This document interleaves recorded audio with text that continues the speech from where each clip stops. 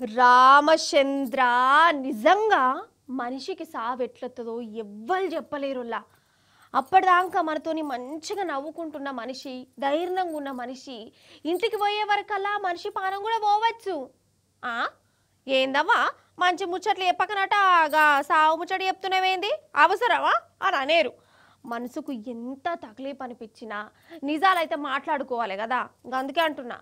అయితే మహబూబ్ నగర్ జిల్లాలో పాపం ఒక పిల్లగాని సావువారు తిన్నాక నాకైతే పరేషాన్ అనిపించింది, బాధ అనిపించింది. గిట్లా కూడా అవుతుందా అనిపించింది. అసలు ఇడ్లీలు పూరీలు అంటేనే భయం అవుతుంది నాకు. నడిమిట్లా ఇడ్లీ పూరి ఎందుకు వచ్చినాయో చెప్తా కానీ బాగానే మరి చూసేద్దాం ముచ్చట. కాదు, పూరి తింటే ఏమవుతుంది, కడుపులా ఆసరైతుంది, ఆకలి తగ్గుద్ది అంతే కదా.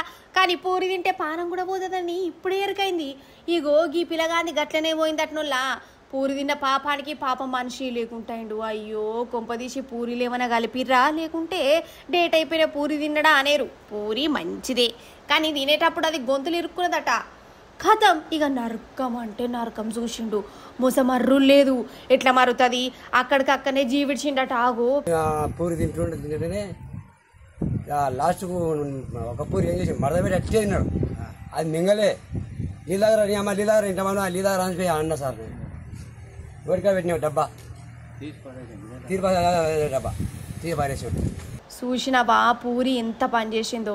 అసలు చికెన్ ముక్కనో నలిబొక్కనో గొంతలు ఇరకపోతే అవస్థ అవుతుందని ఇండగాని ఆఖరికి పూరితోను కూడా కష్టమే ఉన్నది కదా. అందుకే తినేటప్పుడు అగడబడ్డట్టు మాత్రం తినద్దు, ఏమో ఎత్తిపోతుంది అన్నట్టు చెయ్యొద్దు. మనం బతికేదే పొట్ట కోసం, గది కూడా సుఖంగా తినకుంటే ఎట్లా. లేకుంటే ఇగో కడుపులకు పోవలసినవి గొంతులు ఇరకపోతాయి.